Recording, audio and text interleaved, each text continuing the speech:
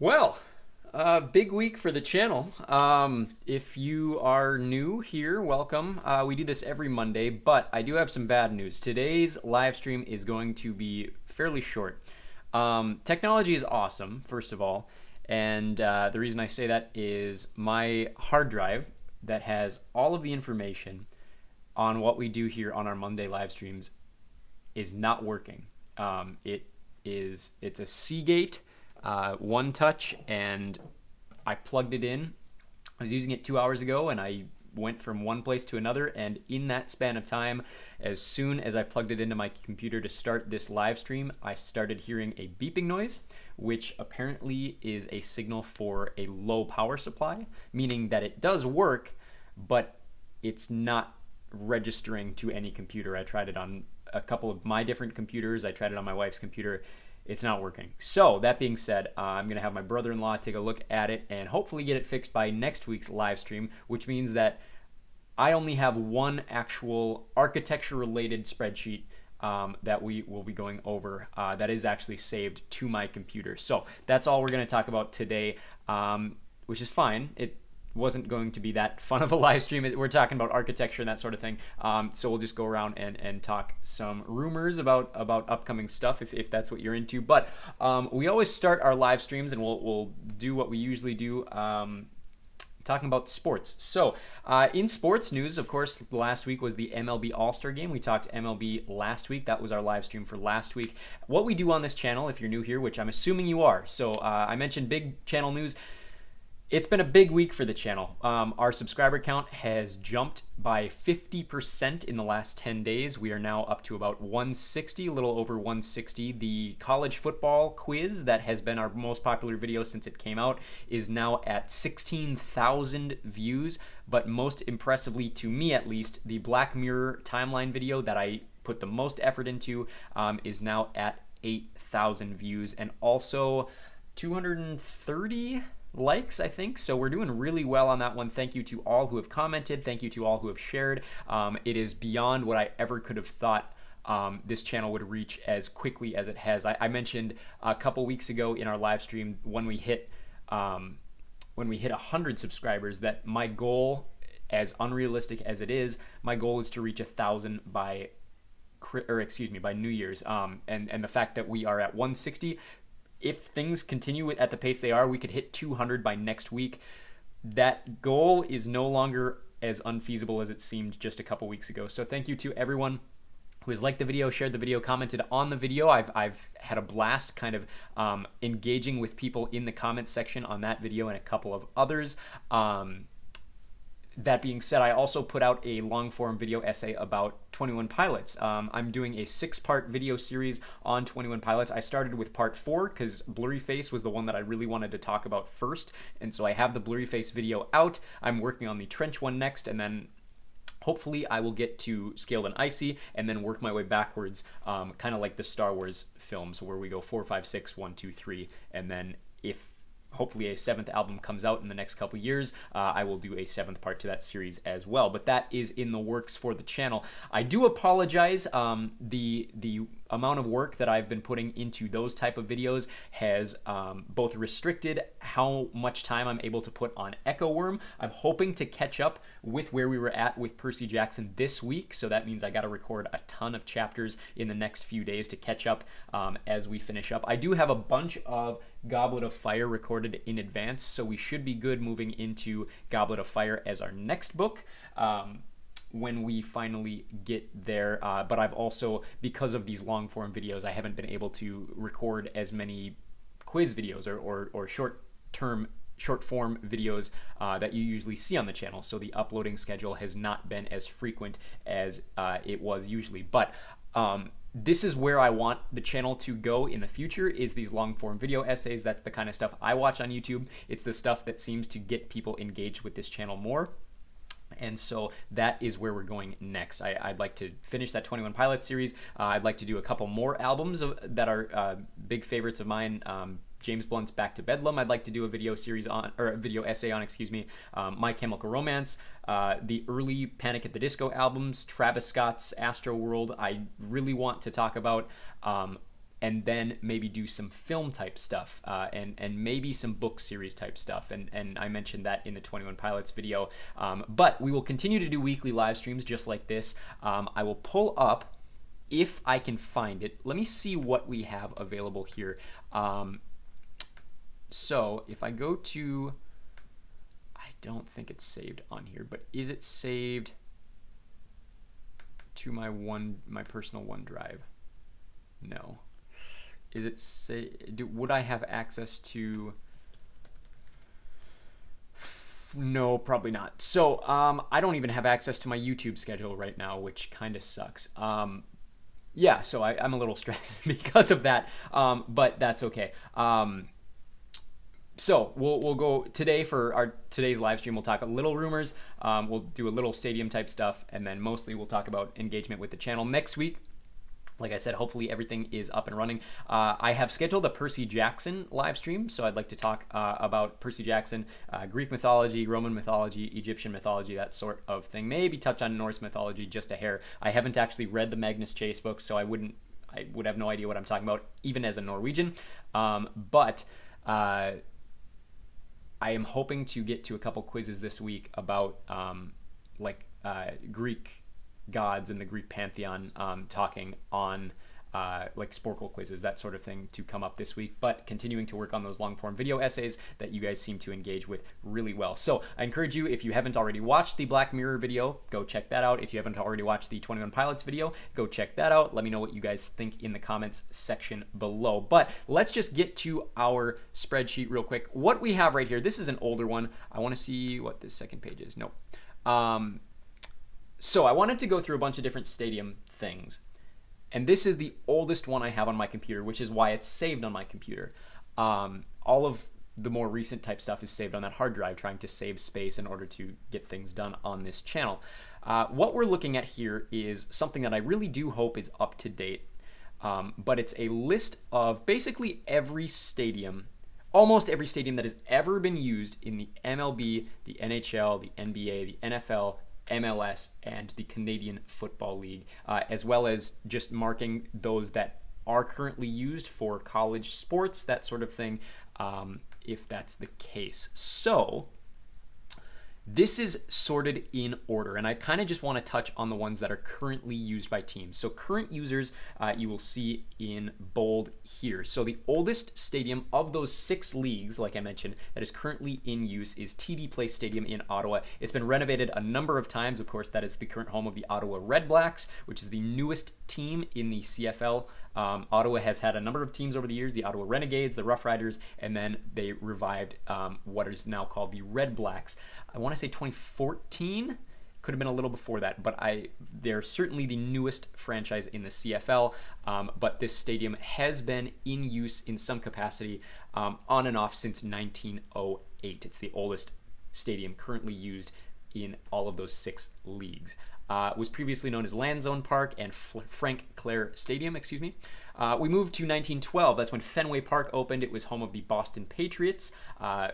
At one point, which are now, of course, the New England Patriots, was also home of the Boston Redskins, which are now the Washington Commanders, Boston Braves, which are now the Atlanta Braves, and the Boston Red Sox. So it has been used in both the MLB and the NFL, currently only used, of course, by the Red Sox. Let's move to Wrigley Field in Chicago. We'll skip all the ones that aren't currently used by a professional team. Chicago, Illinois, Wrigley Field was previously known as both Cubs Park and Weigman Park. Home of the Cubs, they're the only... I think they're the only baseball franchise. Of course, the Chicago Cardinals football franchise and the Chicago Bears football franchise played there at one point. And then we move on to Molson Stadium, home of the Montreal Alouettes, opened in 1919 in Montreal. Has never hosted like the Expos or any other professional sports team there. Soldier Field, very famous stadium, soon to be no longer a home stadium for the Chicago Bears. Of course, also home to Chicago Fire FC. Of the MLS, has been kind of their on and off home since the 90s. Opened in 1924, has also been known as Municipal Grant Park Stadium, but I believe since World War II it has been known as Soldier Field. Also at one point home of the Chicago Cardinals and the Notre Dame Fighting Irish, as well as the University of Illinois at Chicago Chicas. They are no longer called the Chicas. Moved to Green Bay, Wisconsin, 1957. That is when Lambeau Field opened as New City Stadium, home of the Green Bay Packers. Since then, they have never played anywhere else permanently. They did, of course, split seasons with Milwaukee County Stadium in Milwaukee, trying to get more people into games. But the more that the Packers have been successful in the last 30 years, the more people shifted their attention from Milwaukee to Green Bay. And of course, for at least the last 20 years, they have played full-time in Green Bay, all 8 or 9 home games per season. In Calgary, 1960 is when McMahon Stadium opened. That is home of the Calgary Stampeders of the CFL. 1962, we got Dodger Stadium, formerly known as the Chavez Ravine Stadium in Los Angeles. Home of the Dodgers since then, was also a temporary home of the Los Angeles Angels. 1962 is also when the former Key Arena opened in Seattle, now of course known as Climate Pledge Arena. That's an interesting case because it's technically a brand new arena. They gutted it after the Sonics left, and then when the Kraken were about to move in, they basically just kept the roof and built an entirely new stadium underneath it. So technically opened in 1962. The new stadium, of course, opened in 2021. Formerly known as Washington State Pavilion, Washington State Coliseum, Seattle Center Coliseum, and Key Arena, formerly the home of the Washington Huskies basketball team, the Seattle Supersonics professional basketball team, and currently the home of the NHL's Kraken, as well as the University of Seattle's Redhawks. 1966, the Oakland Coliseum, which I don't believe is any longer known as Ring Central. So let me update that real quick. We'll go to Ring Central Coliseum, the stadium that has been renamed more times than you can count. The only one that would challenge it is, of course, Dolphin Stadium, now Hard Rock Stadium in Miami. Currently the home of the Oakland Athletics as of me recording this. They are moving to Las Vegas. Also formerly the home of the Raiders on 2 separate occasions, as well as the San Jose Earthquakes of the MLS. 1966 also opened, that year was Angel Stadium. Opened as, I think it opened as Anaheim Stadium. Could be wrong about that. At one point it was also known as Edison International Field. Formerly the home of the Los Angeles Rams. They played there until 1994 when they moved to St. Louis. It used to be a multi-purpose stadium. Of course, they gutted the outfield and refitted it to basically look like a modern, brand new MLB stadium that fits very nicely into all of those mid-90s type ballparks. Currently only the home of the Los Angeles Angels, the Fullerton Titans, the Long Beach State 49ers, now just the Beach, and the Los Angeles Rams, of course, like I said, played there before. Madison Square Garden opened in 1968, home of the Rangers, the Knicks, and the St. John's Red Storm, the only D1 team that plays there on a regular basis. Kansas City, Missouri, 1972 is when Arrowhead Stadium, now known as GEHA Field, or Geha Field as I like to call it, sorry, I lost my train of thought there. Home of the Chiefs, of course, was also the home of the Kansas City Wizards when they began their play in the 90s. Now they are known, of course, as Sporting Kansas City. The following year, right next door, the Royals opened Kauffman Stadium, opened as Royals Stadium. They have played there ever since, the only tenants. 1973 was also when Highmark Stadium opened in Orchard Park, the soon-to-be-replaced home of the Buffalo Bills, formerly known as Rich Stadium, Ralph Wilson Stadium, New Era Field, and for a very short period of time, Bills Stadium. 1975 is when we got the Caesars Superdome, of course, originally the Louisiana Superdome, and for 10 years the Mercedes-Benz Superdome, home of the New Orleans Saints. Has never been a permanent home of Tulane University. 1978, we got Commonwealth Stadium in Edmonton, Alberta, one of the more well-known, more recognizable stadiums in the CFL. That, of course, is home to the Edmonton Elks, formerly known as the Edmonton Eskimos. 1983, we get our next stadium in Vancouver. I'm not quite sure. Maybe it's because it's retractable. I don't know why it's highlighted a different color. But BC Place, the big stadium in Vancouver that they replaced the roof for during the Olympics or right after the Olympics, now of course is retractable, home of the Vancouver Whitecaps of the MLS, as well as the longtime home of the CFL's BC Lions, my favorite team, who did not play this weekend. We didn't do our roundup of the week, but we will get to that after this. I do apologize. I'm a little frazzled by the fact that my my hard drive wasn't working.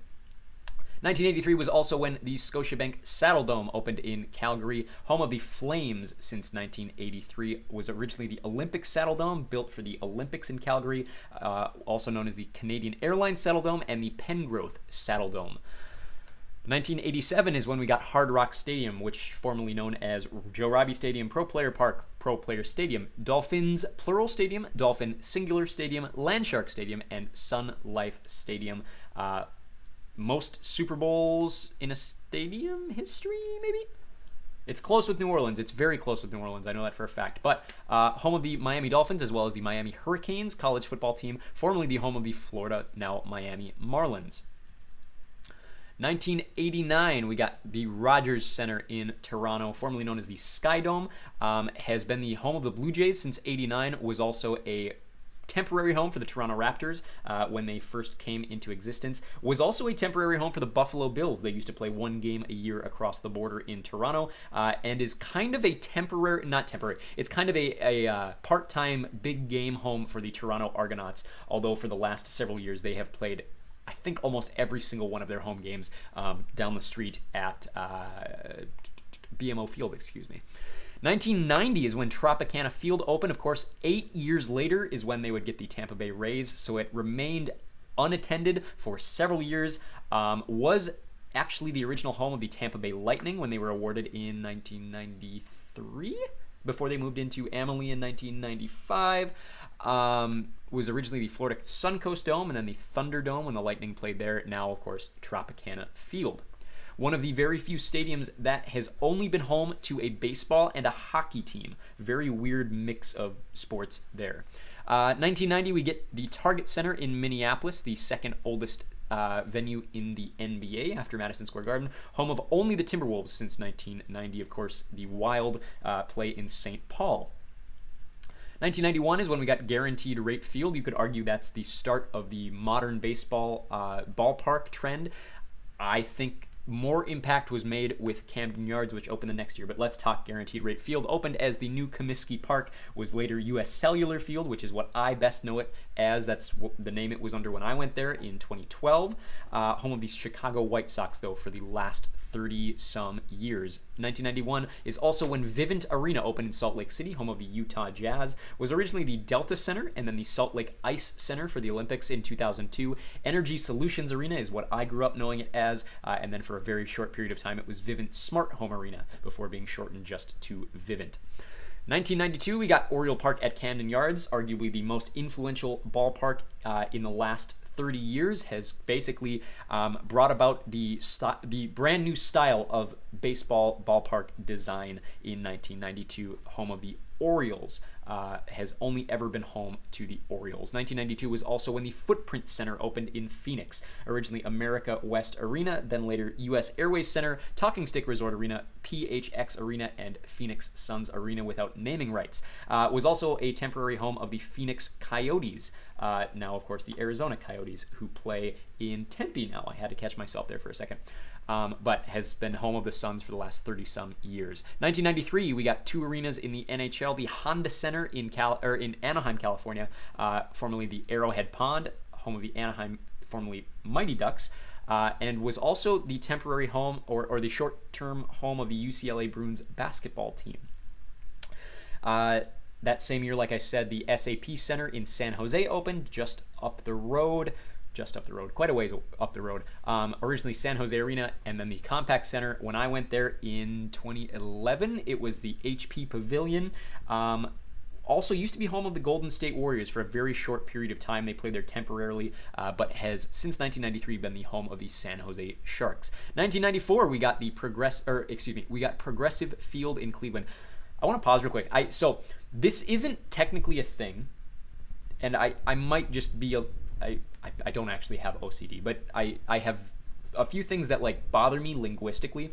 So stadiums, fields, and arenas, I never use an article, right? So Progressive Field, you wouldn't say the Progressive Field. SAP Center, no. Center is where it changes. I always use an article if it's center. So like the Honda Center, the SAP Center.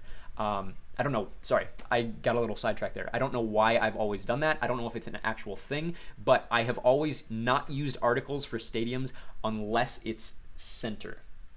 And I don't know why that is. But anyways, Progressive Field, formerly Jacobs Field, opened in 1994, home of the now, this is outdated, excuse me, now Cleveland Guardians, formerly the Cleveland Indians, of course. That same year in Chicago, we got the United Center, home of the Blackhawks and the Bulls. And we also got, big year for Cleveland. That same year, the Rocket Mortgage Fieldhouse opened, formerly Gund Arena and Quicken Loans Arena, the home of the Cleveland Cavaliers, as well as the Cleveland State Vikings basketball team. And then in St. Louis that same year, the Enterprise Center, formerly the Kiel Center, the Savas Center, and the Scott Trade Center, home of the St. Louis Blues and the former home of the St. Louis Billikens basketball team. 1995, we moved to Denver. Coors Field open, home of the Rockies. 1995 also when the TD Garden in Boston opened, formerly the Shawmut Center. I don't remember it ever being called that. The Fleet Center and TD Bank North Garden, home of the Bruins and Celtics since 95. That same year, a few other venues. We got Rogers Arena in Vancouver, originally General Motors Place. They renamed it Canada Hockey Place for the Vancouver Winter Olympics. And now, of course, Rogers owns the rights. Home of the Vancouver Canucks, my favorite hockey team. As well as the former home of the Vancouver, now Memphis Grizzlies of the NBA. In Portland, the Moda Center opened that year, formerly the Rose Garden, home of the Portland Trailblazers. And in Jacksonville, we got TIAA Bank Field, soon to undergo a $2 billion renovation to basically refit the stadium, very similar to what they did with the Climate Pledge Arena in Seattle. Formerly Jacksonville Municipal Stadium, Alltel Stadium is what it was known as when the Super Bowl was there in 2005, and Everbank Field, home of the Jaguars since 1995. 1996, we got Bank of America Stadium in Charlotte, originally known as Ericsson Stadium, currently the home of both the Carolina Panthers and Charlotte FC. In Buffalo, KeyBank Center, the KeyBank Center. I'm totally going against exactly what I just ranted about. Originally Marine Midland Arena, and then HSBC Arena, which is what I know it as from my childhood, and then the First Niagara Center, home of the Buffalo Sabres, formerly home of the Canisius Golden Griffins basketball team. 1996 also brought us a few other arenas, quite a few other arenas actually. Le Centre Bell in Montreal, originally Le Centre Molson, home of the Montreal Canadiens. In Ottawa, the Canadian Tire Center, formerly the Palladium, then the Coral Center, or the Corel Center, and later Scotiabank Place, home of the Ottawa Senators. In Tampa, Amalie Arena. I lied. They didn't move there in 95. They moved there in 96. The Tampa Bay Lightning play at Amalie Arena, formerly the Ice Palace, the St. Pete Times Forum, and the Tampa Bay Times Forum. Of course, it was the single-season home of the Toronto Raptors during the pandemic season, as well as the former home of the South Florida Bulls basketball team, who now play at the... It's not the Yuengling Center, is it? It's the arena where the Thunderdome was for WWE for a while. Anyways, also that year, we got the Wells Fargo Center in Philadelphia, formerly the Core State Center, First Union Center, and the Wachovia Center, home of the Flyers, the 76ers, and the Villanova Wildcats basketball team. And that same year, of course, Bridgestone Arena in Nashville, home of the Nashville Predators, originally Nashville Arena, then Gaylord Entertainment Center, and the Summit Center. 1997 brought us two stadiums, or two venues, both in the DC Metroplex. Capital One Arena in Washington, home of the Capitals and the Wizards, as well as the Georgetown Hoyas basketball team, formerly the MCI Center and the Verizon Center. And then just to the east, quite a ways to the east, Jack Kent Cooke Stadium, now known as FedEx Field, which is home of the, let's update this, Washington Commanders. Trademark is pending, excuse me. 1998 brought us Raymond James Stadium in Tampa, Florida. Has always held that name, home of the Tampa Bay Buccaneers, as well as the South Florida Bulls football team. Was originally the home of the Tampa Bay Mutiny, the former MLS franchise. 1998 also brought us Chase Field in Phoenix, home of the Arizona Diamondbacks. Opened as Bank One Ballpark. And also in 1998, we got Florida Live Arena, which, as of me last checking, is what it's still currently called. They are looking for naming rights. But that is in Sunrise, Florida, home of the Florida Panthers, formerly the National Car Rental Center, Office Depot Center, Bank Atlantic Center, and BB&T Center. That same year, M&T Bank Stadium opened in Baltimore, a few blocks away from Camden Yards. Was originally Ravens Stadium at Camden Yards, PSI Net Stadium, and then later Ravens Stadium, home of the Baltimore Ravens. Let me take a swig of water here.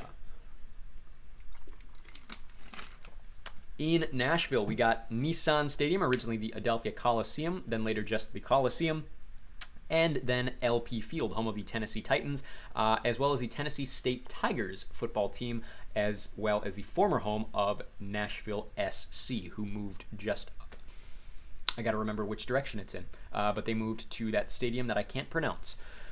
I'm still waiting for someone to correct me in the comments, so please do. In Seattle that same year, we got T-Mobile Park, formerly Safeco Field, home of the Mariners. Scotiabank Arena in Toronto, formerly the Air Canada Centre, home of the Maple Leafs and Raptors. PNC Arena, formerly the Raleigh Entertainment and Sports Arena, as well as the RBC Centre, Royal Bank of Canada Centre, in Raleigh, North Carolina, home of the Carolina Hurricanes, as well as the North Carolina State Wolfpack basketball team. Ball Arena in Denver, home of the Avalanche and the Nuggets, opened, of course, as the Pepsi Center. Crypto.com Arena opened as the Staples Center. That is currently the home of the Kings and Lakers, as well as the Clippers. I prematurely updated this. The Clippers are moving, not this season, but next season, to the Intuit Dome in Inglewood. That same year, big year for arenas, especially in basketball. Bankers Life Fieldhouse, formerly the Conseco Fieldhouse. Actually, this is outdated, so it's currently called the Gainbridge Fieldhouse. So let's update that here. Bankers Life Fieldhouse, and we will call this one, where'd we go? Hello. Let's move back down to 1999. This is called Gainbridge Fieldhouse, home of the Indiana Pacers, of the NBA. State Farm Arena in Atlanta opened in 1999 as Phillips Arena, of course, currently the home of the Atlanta Hawks, formerly the home of the NHL's Atlanta Thrashers. The Smoothie King Center, when it opened, I thought it was named after a person. I'm not that bright, and we also don't have Smoothie Kings where I'm from. So the Smoothie King Center, formerly New Orleans Arena, has been home of the New Orleans Hornets/Pelicans since 1999, of course, except for 2005 due to the hurricane. In 1999, we also got First Energy Stadium, originally Cleveland Browns Stadium in Cleveland, home of the Browns. 2000 brought us a couple of ballparks as well as a few arenas. Comerica Park in Detroit, home of the Tigers. Minute Maid Park, originally the ballpark at Union Station. Enron Field and later Astros Field in Houston, home of the Houston Astros. San Francisco opened Oracle Park, which at the time was Pacific Bell Park, later SBC Park, and when SBC was bought out by AT&T, it took the longtime name of AT&T Park. That, of course, home of the San Francisco Giants. The California Golden Bears also played there for a short period of time. Nationwide Arena in Columbus opened, home of the Blue Jackets in 2000, along with their expansion partner, the Minnesota Wild. Like I said, they play in St. Paul at the XL Energy Center. In Miami, we have what is now known as the Kaseya Center. So let's put FTX Arena here, as well as Miami-Dade Arena, which it was known for a very short period of time after the FTX scandal. So we'll update that like that and go Kaseya Center. Home of the Miami Heat since 2000. Was never home of the Florida Panthers. Oh, hello. What's going on here? It's a weird day for technology, everybody. Do apologize. Paycor Stadium also opened that same year in Cincinnati, formerly Paul Brown Stadium, home of the Cincinnati Bengals. 2001, we got Empower Field at Mile High, formerly known as Invesco Field, Sports Authority Field, and Broncos Stadium, home of the Denver Broncos, also the original home of the Colorado Rapids of the MLS. 2001, we got American Family Field in Milwaukee, formerly Miller Park, home of my favorite baseball team, the Milwaukee Brewers. 2001 also brought us PNC Park in Pittsburgh, home of the Pirates, the American Airlines Center in Dallas, home of the Stars and the Mavericks, Acrisure Stadium, formerly, of course, Heinz Field in Pittsburgh, home of the Pittsburgh Steelers and the University of Pittsburgh Panthers football team. 2002 brought us Gillette Stadium, formerly CMGI Field in Foxborough, Massachusetts, home of both the New England Patriots and the New England Revolution, as well as the former home of the UMass Minutemen. 2002 brought us Lumen Field. We're still in 2002. I don't know why I said it like that. My presentation on live videos is not as good as my recorded stuff, I have been told. It brought us Lumen Field in Seattle, home of the Seahawks, as well as the Sounders, and the former home, or temporary home, of the Washington Huskies. Opened as Seahawks Stadium, of course, was later Quest Field. Quest was bought out by CenturyLink, and CenturyLink in turn was bought out by Lumen. 2002 also brought us the Paycom Center, which would eventually become the home of the Oklahoma City Thunder, was the short-term home of the New Orleans Hornets, was originally Chesapeake Energy Arena, Ford Center, and Oklahoma City Arena. I think in backwards order from what I just said. 2002 also brought us the AT&T Center in San Antonio, formerly the SBC Center, home of the San Antonio Spurs, as well as NRG Stadium in Houston, formerly Reliant Stadium, home of the Houston Texans and formerly the Houston Cougars, and Ford Field in Detroit, home of the Lions. 2003 brought us a few different stadiums and arenas. Lincoln Financial Field in Philadelphia, home of the Eagles, as well as the Temple Owls, formerly the home of the MLS's Philadelphia Union. Great American Ballpark in Cincinnati also opened that same year, home of the Reds. We move to the Toyota Center, opened that same year in Houston, home of the Houston Rockets. Of course, they vacated the Spectrum to sell it to Joel Osteen. It is now a church.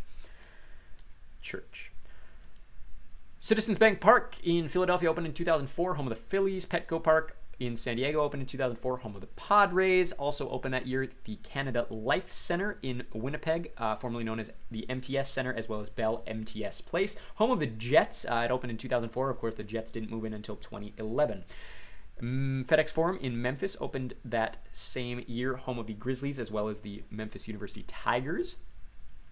2005 brought us the Spectrum Center in Charlotte, formerly Charlotte Bobcats Arena and Time Warner Cable Arena, home of the Charlotte Hornets, formerly the Charlotte Bobcats. 2006, just a couple stadiums here: Busch Stadium in St. Louis, home of the Cardinals, and State Farm Stadium in Glendale, Arizona, home of the Cardinals. So both Cardinals teams got new stadiums in 2006, of course, formerly Cardinal Stadium and University of Phoenix Stadium for the latter. 2007, a couple, both in the Northeast. We got BMO Field in Toronto, home of Toronto FC, as well as the CFL's Toronto Argonauts, and the Prudential Center in Newark, home of the New Jersey Devils, the Seton Hall Pirates basketball team, as well as the New Jersey Tech Highlanders basketball team, and the former home of the New Jersey, now Brooklyn Nets. 2008 brought us a couple of stadiums: Nationals Park in Washington, home of the Washington Nationals, and Lucas Oil Stadium in Indianapolis, home of the Colts.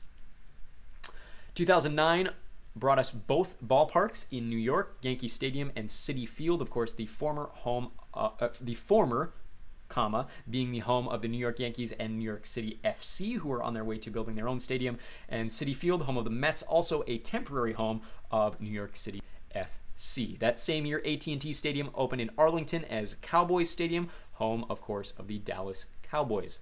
2010 brought us Target Field in Minneapolis, home of the Twins, as well as the former home of the Minnesota Golden Gophers baseball team. The PPG Paints Arena, formerly the Consol Energy Center, opened in Pittsburgh that same year, home of the Penguins. Amway Center in Orlando opened that same year, home of the Magic. And MetLife Stadium, formerly New Meadowlands Stadium, opened in East Rutherford that year. That, of course, is the home of the Giants and Benny and the Jets. 2012, we skipped a year and we moved to PNC Stadium in Houston, formerly BBV. Actually, this is outdated too. So it's currently known as Shell Energy Stadium. So let's add PNC Stadium to the list of former names that include BBVA Compass Stadium and BBVA Stadium in its own right, like I said, now known as Shell Energy Stadium. That is home of the Houston Dynamo, as well as the Texas Southern Tigers football team, formerly the home of the Houston Cougars and Houston Baptist, now Houston Christian Huskies. 2012 is also when we got Lone Depot Park in Miami, home of the Marlins, opened as Marlins Park. The Barclays Center in Brooklyn, home of the Brooklyn Nets and the Long Island Sharks, as well as the former temporary home of the New York Islanders hockey team. IG Field in Winnipeg opened in 2013, formerly Investors Group Field, that is home of the CFL's Blue Bombers. Children's Mercy Park in Kansas City, formerly Livestrong Sporting Park, and Sporting Park, home of Sporting Kansas City of the MLS. 2014 brought us Tim Ho Field in Hamilton, home of the Hamilton Tiger Cats of the CFL. Levi's Stadium in Santa Clara, home of the San Francisco 49ers. 2016 brought us Rogers Place in Edmonton, home of the Edmonton Oilers, as well as T-Mobile Arena in Paradise, Nevada. Las Vegas, home of the Vegas Golden Knights. They didn't move in until the following year. The Golden One Center in Sacramento, home of the Sacramento Kings, opened that same year. US Bank Stadium in Minneapolis, home of the Minnesota Vikings and the Minnesota Golden Gophers baseball team, opened that year. Mosaic Stadium in Regina, Saskatchewan, opened in 2017, home of the CFL's Rough Riders. Mercedes-Benz Stadium in Atlanta, home of the Falcons and Atlanta Union FC, opened in 2017. Exploria Stadium in Orlando, formerly Orlando City Stadium, opened in 2017, formerly the home of Toronto FC, of course, during the pandemic season, as well as the full-time home of Orlando City. That same year, we got Truist Park, originally SunTrust Park, before Truist came out of a merger of SunTrust and BB&T banks. The Atlanta Braves have played in Cumberland since 2017. That same year, we got Little Caesars Arena in Detroit, home of both the Red Wings and the Pistons. 2018, we got Audi Field in Washington this week, hosting the MLS All-Star Game. That is home of my favorite team, DC United, as well as the XFL's DC Defenders. Shout out to the XFL. That same year, we got what is formerly known as Bank of California Stadium, now of course known as BMO Stadium, not to be confused with BMO Field in Toronto. That's in Los Angeles. It's home of Los Angeles FC. 2018 also brought us the Fiserv Forum. Good year for new stadiums for my teams because I am a Bucks fan. That is in Milwaukee. It's also home of the Marquette Golden Eagles basketball team. 2019, we got Allianz Field. Of course, I went to school when they were building it, right? It was literally across the interstate from where I lived. That is home of Minnesota United FC. That same year, we got the Chase Center in San Francisco, home of the Golden State Warriors. 2020 brought us DRV PNK Stadium, formerly Inter Miami CF Stadium in Fort Lauderdale, home of Inter Miami CF. Of course, last night played host to the welcome ceremony for Lionel Messi. It was also a short form home of CF Club de Foot Montreal during the pandemic. That same year, we got the Grill, Globe Life Field in Arlington, home of the Texas Rangers. Allegiant Stadium in Paradise, Nevada, home of the Las Vegas Raiders, as well as the UNLV Rebels. SoFi Stadium in Inglewood, home of the Chargers and the Rams. 2021 brought us a bunch of new soccer stadiums. Lower.com Field in Columbus, home of the Crew. Q2 Stadium in Austin, home of Austin FC. TQL Stadium in Cincinnati, home of FC Cincinnati. And then in hockey, we got UBS Arena in Elmont, New York, home of the New York Islanders. There's that stadium I don't know how to pronounce. Is it Giudis? Is it Gudis? Is it... Please tell me in the comments because I keep embarrassing myself on these videos. But 2022, that stadium opened in Nashville, home of Nashville SC. Currently, Mullet Arena in Tempe is home to both the Arizona Coyotes and the Arizona State Sun Devils hockey teams. This is correct. City Park is the home of St. Louis City SC of the MLS. And here is a look at some upcoming arenas and stadiums. Not sure why this one's not highlighted. Let's go like that. So we have opening next year, like I said, the Intuit Dome in Inglewood, home of the Clippers.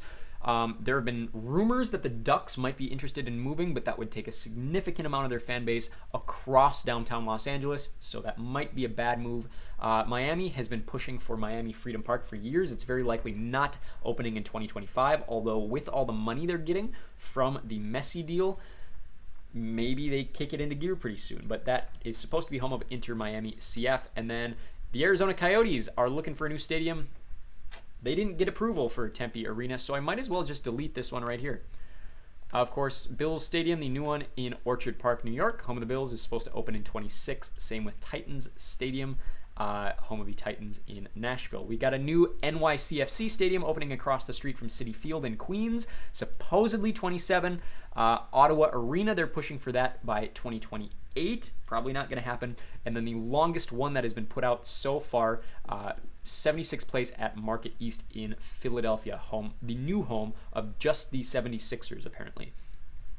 I also have not yet added the new Las Vegas ballpark to this list. And then, of course, you see a bunch of stadiums that I don't have dates for, and that's why they're sorted weird. But that being said, that took a lot longer than I was expecting it to. So I'm hoping you guys enjoyed all of that stadium talk for as little as we have to talk about for buildings and venues so far. But roundup of the week we didn't really get to at the start of this video. In baseball news, like I said, this last week was the MLB All-Star Game. The National League won for the first time in 11 years, so I was happy about that, me being a Brewers fan. We had two guys on the roster. We had Corbin Burns and our closer, Devin Williams. In baseball news, though, the only big news is actually the Brewers in terms of changing division standings. The Brewers are now at the top of the NL Central, the only team to change since the All-Star break, since our last week's live stream. They swept the division-leading Reds, and I was very, very happy about it. Was it a 4-game series? I got to remember. All but one of those games was a shutout for the Brewers, so they are looking very, very good. Yelich is getting hot with the bat. The bullpen is not quite as good as it was in 2018, but it's very, very close.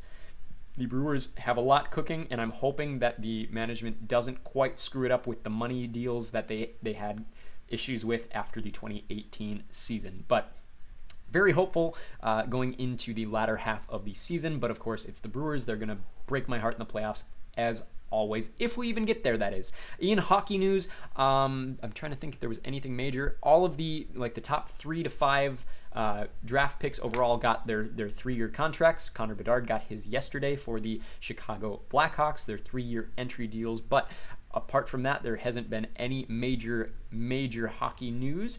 Basketball, the Summer League finals took place. When did they already take place? Shows you how much I keep up with Summer League here. Yeah, the Rockets won, didn't they? Pretty sure the Rockets won. Yes. Cam Whitmore was the MVP. So the Rockets won the Summer League tournament. I genuinely don't really care about Summer League. Of course, all of the talk out of Summer League was mostly centered around Victor Wembanyama and his performance there. But that's all for basketball news. In football news, like I mentioned, the BC Lions did not play this weekend. There were a couple great games. Saskatchewan against, was it Calgary? It was a fantastic game. And then Winnipeg played, Winnipeg Blue Bombers took on Ottawa and actually lost to Ottawa in what was also a very good game. We talked a little bit about XFL coaching changes last week. There's no real other big news on XFL news or USFL news, that sort of thing. News that I came across this week that I wasn't aware of. This is college sports now. There are a few more schools that are joining D1. Those being, if I remember, it's Lemoyne University, the Dolphins, and who was the other one? Anyways, there are 133 schools now in the football bowl series. So I have a video coming up in a couple weeks doing alternate logos for FBS schools, and now of course that is out of date, so I expect to be called out for that one. In soccer news, of course, huge week for soccer. We talked a little bit about transfer portal rumors last week concerning guys like David De Gea, guys like Harry Kane, and just everybody seeming to move to Saudi Arabia. Kylian Mbappe, of course, being another big name there. But Inter Miami seems to be the new Barcelona, because they got, let's see here, last night they got Messi. We knew Messi was coming, but we also got Sergio Busquets, who played with Messi, of course, in Barcelona for the longest time. And the rumors are that Jordi Alba could potentially be joining as well. There have been really far rumors saying that Luis Suarez could be joining them too. But as of right now, it's just Sergio and Messi who have been, of course, confirmed and revealed. But Alba's name is being tossed around very, very heavily in the rumor mill. But that is American soccer news. My DC United really struggled over the weekend against New England. But New England is the second best team in the East right now, of course, just behind Cincinnati, I believe. So I didn't expect DC to win, but I also didn't expect him to get slaughtered 4-0, so I was a little disappointed by that. Of course, this week is the MLS All-Star game, MLS All-Stars versus Arsenal. So we'll touch base on that next week. Formula One news, there hasn't really been anything new. There wasn't a Grand Prix over the weekend. But the big news, I don't think we got to talk about it last week. But Daniel Ricciardo is joining the grid for the rest of the season. Nick DeVries has been removed from his role as a driver. This is even ahead of the halfway point through the year. So big disappointment for both Nick DeVries personally in his F1 career. He did very well in like the lesser known series. I can't remember if it was 2 or E that he was a champion in. Of course, last year he won points for Williams. So his struggle with AlphaTauri this year is really kind of concerning for Red Bull. And of course, they removed him as a driver and now are putting Daniel Ricciardo on the grid for the rest of the year as a driver for AlphaTauri. Rumors are that he will potentially take Sergio Perez's spot next year if Red Bull is able to buy Sergio Perez out of his racing contract. He is under contract for 1 more year at Red Bull. McLaren is also looking very good and promising for the next couple seasons. They have a lot in the works there. Mercedes struggling, Ferrari struggling. What's new with Formula One? Wrestling news, we don't have any confirmed matches for SummerSlam yet. Over the weekend, it was Slammiversary. I have not watched Impact consistently in 5 years. That being said, I did watch Slammiversary. I was very, very impressed. I'm not a Deonna Purrazzo fan, but I thought her match with Trinity was very good. I thought the main event, given all of these rumors surrounding the main event, was fantastic between Alex Shelley and Nick Aldis. Elsewhere on the card, we got, what are they called? Subculture. We're back in Impact. I mean, they were already back in Impact, but we know them best from NXT UK in WWE. And also on the card was Eric Young making an appearance for Impact after being silently released from his WWE contract, presumably just a few months ago. Also, rumors circling around is that Brian Pillman Jr. has been working out in the WWE Performance Center. His contract expired with AEW just a couple weeks ago, so now it is looking like he is on track to sign with WWE and presumably debut on NXT sometime in the following months. That is Brian Pillman Jr. Elsewhere, movie news, I mean, Barbenheimer comes out this week. My wife and I probably won't see it for a couple of weeks, so I'm not going to do any spoilers on the channel anytime soon. Other movie news, movies are struggling right now. Indiana Jones continues to struggle at the box office. Basically, the only movie that hasn't really struggled at the box office this last year was Avatar. Avatar actually did very, very well. But Fast X has underperformed, especially in the Chinese market, which I think threw a lot of people by surprise. Because those films usually do very well in China. That's where a significant amount of their revenue comes from. Like I said, Indiana Jones has struggled. All of the superhero films have been struggling. Pixar's really been struggling. DreamWorks had one that just dropped that is like their lowest animated opening ever. I don't know if that's actually true. I'd have to fact check that. But I saw something along those lines as a headline on Instagram, which means it's 100% true.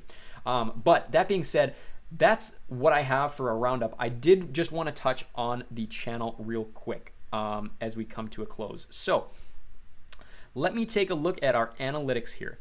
This is live as of me recording this. We have 177 total subscribers. So thank you from the bottom of my heart, everybody. This last week has been incredible. I am very happy. We are very easily on pace to reach that 1,000 by New Year's, which we need 1,000 subscribers and 4,000 watch hours to be able to monetize the channel, which is right now my goal in order to provide for me and my family and to also give more time in my day over to this channel and what we're able to do here and express the things that I want to express, which is long form video essays like you've seen with the Black Mirror video, like you've seen with the 21 Pilots video, which I am once again asking you to watch. But 177 subscribers. In the last month, we have 15,000 views. So thank you. Seriously, from the bottom of my heart, thank you. Popular videos right now, let's take a look at. The college football video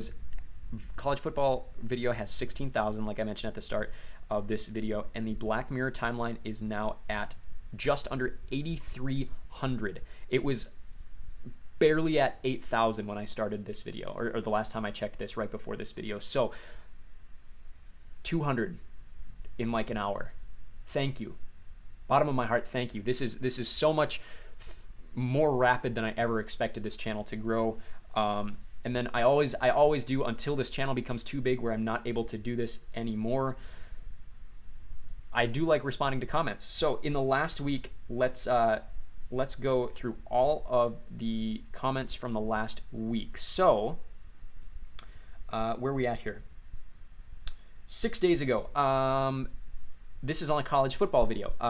Banana Bros YouTube said, or Banana Bros YT says, me sees BYU's logo. Also me. Oh, that's Yale. Yeah. Every time I see BYU's logo, I also get confused too. So just because of the big Y, you don't expect it to just be called Young University. You expect it to be BYU. So I totally understand what you're talking about. On the Black Mirror timeline video, we have a few comments here. 5 days ago from Eliza Mendoza says, whoa, I just finished the video and I thought this was already an established video essay channel. You deserve more subs. Good luck. This was before the channel blew up. So first of all, thank you, Miss Mendoza, very much.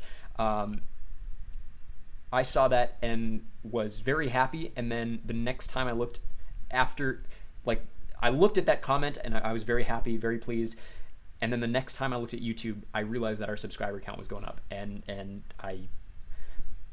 it must have been your comment. So thank you very much. I appreciate it from the bottom of my heart. That guy called Dan1702 says, great video. Can't believe this isn't more popular given the clear time and effort. Hoping the algorithm gets its head on straight soon.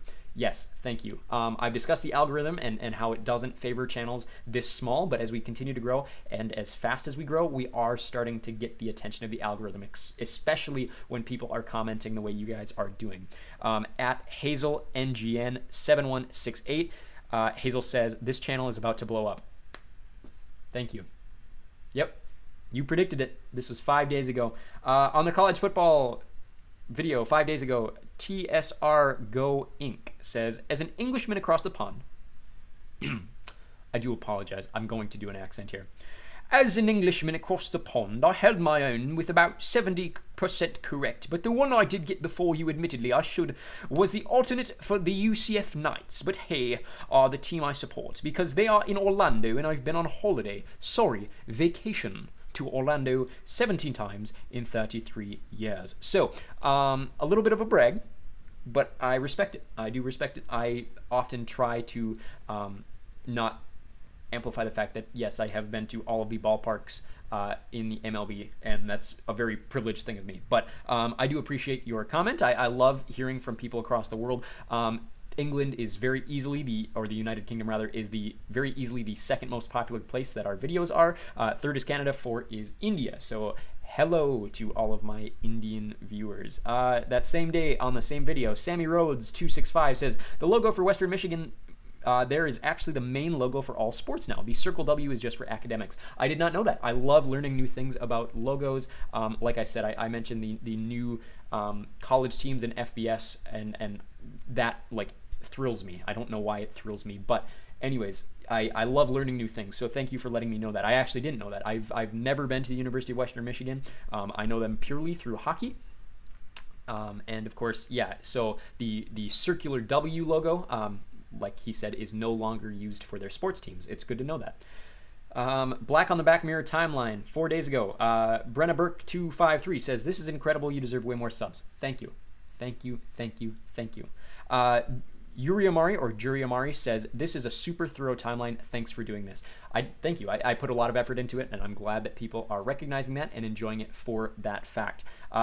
Nicholas Riera 4564 says, very well made. Thank you very much, Nicholas. 4 days ago, a buddy of mine gave me a high five / prayer emoji on a post that I said, thank you everyone for all of the number of views that we have on the video. So thanks to my buddy there. Jesus Races 7386 or Jesus Races says, I think that one can definitely connect the ending of the Waldo moment with 15 million merits. I absolutely agree. You actually see, I didn't realize this when I made the video, and it's an error that I want to correct the next time I make it. You can actually see Abby Khan on a billboard in the wall at the end of the Waldo moment. So I have no idea how it fits with the timeline now. I do need to correct that somehow. 15 million merits fits very weird. There are a few episodes that don't quite fit in the timeline, which is why I put them at the end of the video. But the one that causes the most problems for a linear timeline is 15 million merits. And the easiest way to dismiss it or to fit it into the timeline is to say that 15 million merits, the episode, does not take place in the Black Mirror continuity. Instead, 15 million merits is an episode of a show within the Black Mirror universe itself. That is the best way to fit it into the timeline. I went back and forth with Pop Culture Podcast in the comment section. They had a bunch of different comments, and I responded to them. We had a very, very for me it was meaningful. I hope it was meaningful for them, but a very civil conversation. Said a bunch of different things. First, I never got the hint that National Anthem didn't take place around the year of the episode's release, 2011. They also said, similar to my National Anthem comment, I felt that White Bear took place around the time of its release in the mid-2010s. And Joan is Awful could be 2023, right? And then their last comment before I responded was, sorry, last time. Similar to my prior comments, Waldo Moment and Shut Up and Dance seem to take place around the same time they are released. What did you see that you see a 3 to 4 year difference? I think it would be a lot of work, but perhaps a video that goes over clues, evidence for the timeline, like a Waldo sticker or a news scroll. To make the video shorter, leave out the whole episode synopsis. If you need help, let me know. I appreciate that. That is not on my radar for a couple different reasons. First of all, it would take me a lot of time. I really should have made a source page for when I was going through the timeline, just because there's so much going on here. And in order to respond to this comment, I actually had to do a lot of research, and my wife was not happy with me. She's like, why are you doing this? It's just responding to a comment.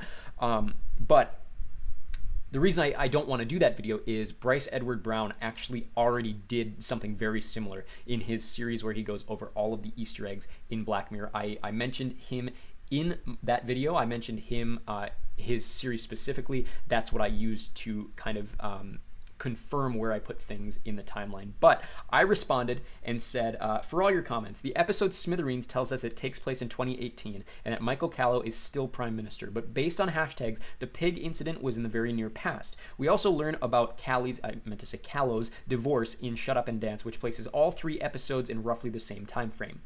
White Bear takes place after White Christmas based on a headline about the trial in the episode. You could argue both could take place earlier than I placed them, but based on the technology in the episodes, I gave them time. The Waldo placement mostly comes down to how little we hear about Waldo as a political character until later placed episodes. There may be another reason I put it there, but I can't find it. That's one of those I should have kept a source for it. I can't remember why exactly I put Waldo where I did. Joan is Awful has to take place after Entire History of You because it references grains being outdated technology. Grains are introduced in Rachel, Jack, and Ashley 2, which takes place roughly around the time of Hated in the Nation based on references to Tusk. You could absolutely argue it was taking place in 2023, but given how much technology would have to be introduced and obsolete in such a short period of time, I gave it room. Let me know if you still have any questions or comments. And then Pop Culture Podcast responds, I appreciate the recap. I always felt like the episodes, The Entire History of You, took place in the near distant imagined future. So like for The Entire History of You released in 2011, it would take place 5 to 10 years later. I realized the technological progression doesn't perfectly line up with that interpretation. It's still fun to piece together the hints and Easter egg videos, or hints and Easter eggs. Thanks for the great video. Absolutely. Thank you very much for your both viewership and your engagement on this discussion afterwards. They later say, I really like this discussion. So a few more things. I think it's very likely that the Callow's divorce occurred several years after the pig. They had an unhappy marriage, but his wife did put on a good face for at least a year. I think the reference to White Bear and White Christmas was for an appeal. That could be while she is serving her sentence in the park. I think Shut Up and Dance references the White Bear trial, so maybe after the time of Shut Up and Dance, the White Bear Park opens. Maybe. I agree with The Entire History of You being referenced on Joan is Awful. In my mind, Joan is around 2023 and Entire History is around 2018. I don't disagree with that, but I told you why I place things further in the future. Also, I think the Ashley 2 tech is more cookie technology versus grain. This is hard. And they also say, trying to remember the tech in National Anthem. I think someone took a photo of Rod Dangerous with a flip phone, so I think 2011 makes sense. White Bear phones were basic, but those were probably for the park only. Shut Up and Dance, I think, was smaller iPhones. 15 million merits is tough. It could be like post-Metalhead, given the tech in relative relatively rudimentary, or it's just an alternative universe meant to be a metaphor of the current time. So, a lot of thoughts there.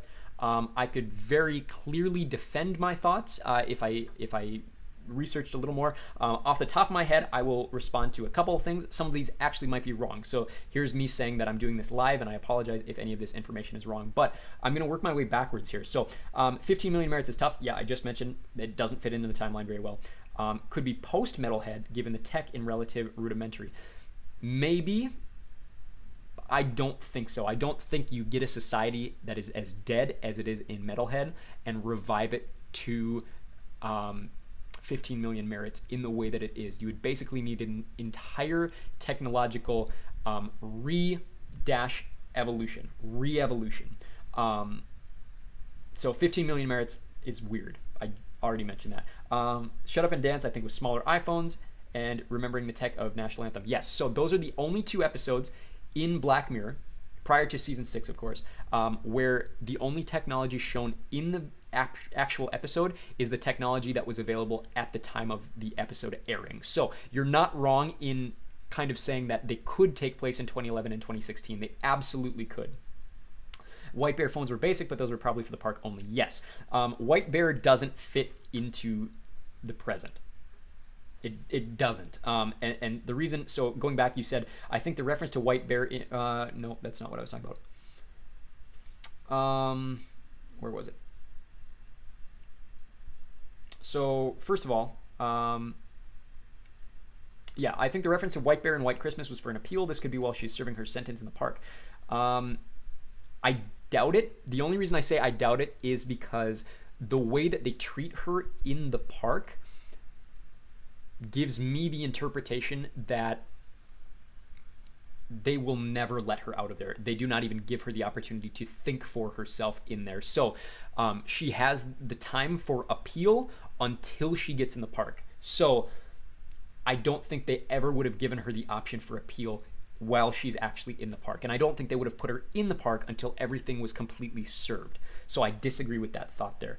So slightly after the timeline of Shut Up and Dance, the White Bear Park opens. Potentially, that is absolutely possible. But I also keep in mind that the Ashley 2 tech is more cookie than grain. Yes, I am not saying that the Ashley 2 tech is a grain. I'm saying that the grain is mentioned in the episode Rachel, Jack, and Ashley 2. So that has to take place in the future, given the progression of technology. And at the same time that Ashley 2 takes place, we also get Hated in the Nation. We know that because there's cross references between the two episodes. So those have to take place in the future. Hated in the Nation has to take place in the future. Hated in the Nation also takes place not immediately, but very soon after the murders are discovered.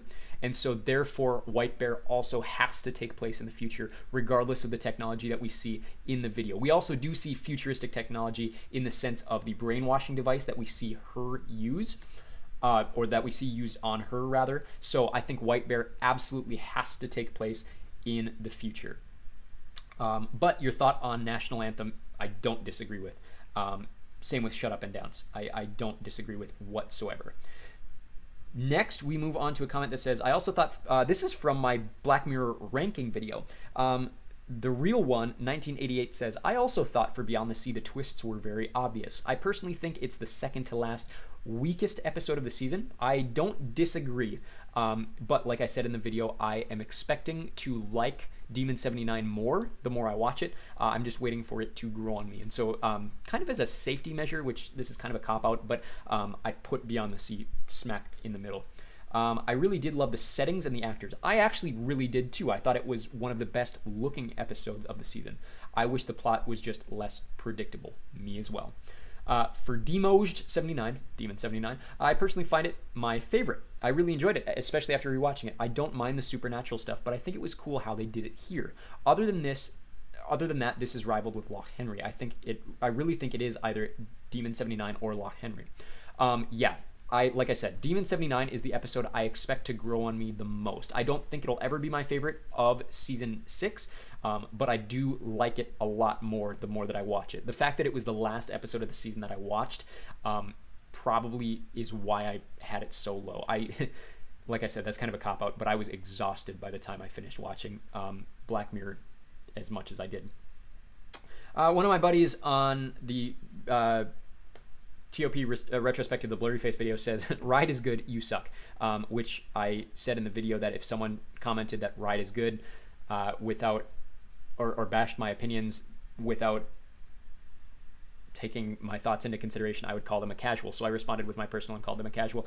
On the Black Mirror timeline video, one day ago, the AMH way, or the AMH says, crazy good, heart emoji. I like that you included synopsis. Over the years, it gets hard to keep all plots in mind. Yes, I completely agree. I watched a guy do a 4-hour ranking video of every Office episode, and he didn't include synopses of all the episodes, which I don't blame him because it's a really long episode, but I had no idea what he was talking about in some of the videos, to be honest, or in some of the episodes, just because I can't remember episode plots based on their titles, especially in something like The Office, which has so many episodes. Dragica Official 5 hours ago says, but in Demon 79, the world came to an end. I do hope this is irony. I do hope you are being facetious with me. Because yes, that's a funny comment. But if you are being serious, no, it's very obvious in the subtext of the episode that everything in the episode, apart from like the murders and the police procedurals themselves, everything is happening inside her head. It's very obvious from the start of the video that something is not right with Nita. Not just that she's imagining herself brutally beating the crap out of people, but we get the fact that she isn't quite all there mentally, and so we see that progress. So the fact that the world ends at the end is mostly metaphorical, especially when you consider the fact that in other episodes of Black Mirror we see references back to Demon 79, meaning that the world couldn't have actually ended at the end of the episode. But I do hope you are being you are joking with that comment.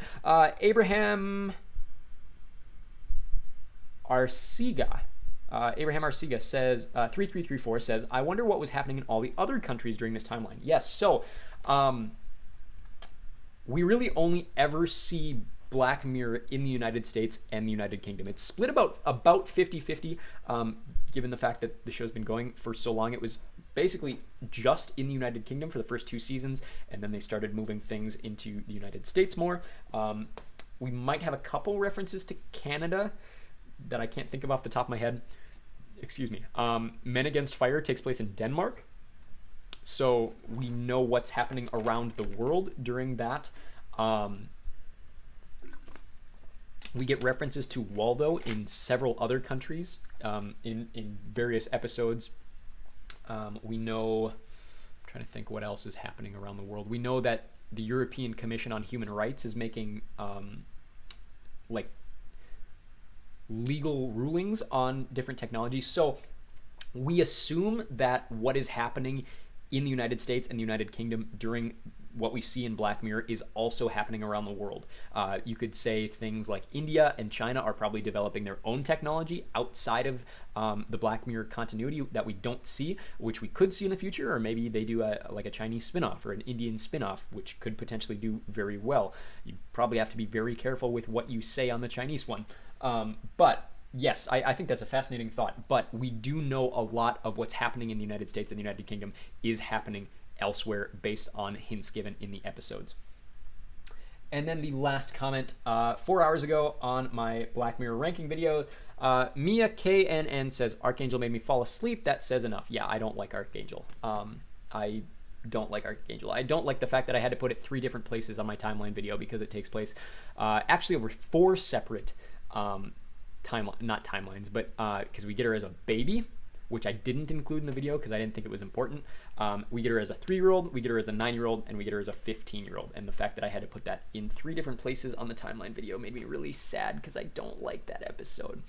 But those are all the comments on the video. I want to take one quick look and see if we have bumped up in viewership since I started this little rant here. One more time, let's go to the Black Mirror ranking video, and it's about 20 up from where it was the last time I checked. So Once again, from the bottom of my heart, thank you to everyone who has liked the videos. Thank you to everyone who's watched the videos, engaged with the videos in the comment section below, and most importantly, subscribed. We are well on our way to reaching 4,000 watch hours, which is another one of those requirements we need to get the channel monetized. But most important for me right now is trying to hit that 1,000 subscriber mark. So from the bottom of my heart, from the bottom of my wife's heart, from the unknown thoughts of my newborn son, thank you very much, everybody. Like I said, I am hoping to a bunch of different things. I'm hoping to get caught up with Percy Jackson this week. I'm hoping to eventually get caught up with Magic Treehouse, but I genuinely, my time is being very stretched for what I'm able to do with YouTube right now, especially between the 3 channels. So you may only see serious activity out of this one. I'm going to try my best with Echo Worm. Echo Worm Kids is, I think, going to have to be on the back burner for quite a while now. Balancing my full-time job, my job as a dad, and everything that I do here. So I will try to catch up on those. You should see a few more videos this week talking about mythology type stuff. We will have a live stream next week where hopefully my drive is repaired. One more time, bottom of my heart, all you guys who have subscribed, all of you guys who have watched the videos, thank you very much. Check out all the other stuff on the channel, and we will see you very, very soon.